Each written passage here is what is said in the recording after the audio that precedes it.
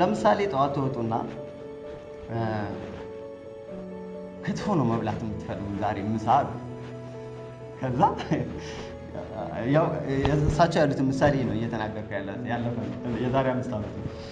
እናንተ ክትፎ መብላት አማራችሁ ፈለጋችሁ አሉ። ከዛ ግን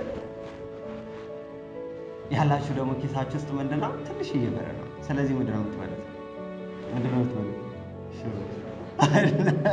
እና እንደዚህ ነው ያሉንና እንዴት በዚህ አይነት መንገድ ዲፋይን ሊደረግ ይችላል? ላይፍ ከምግብ ያለፈ ነው። ላይፍ ከማንነት ማለት ነው። ብሬናችን ከዚህ የወጣ ነገር ነው።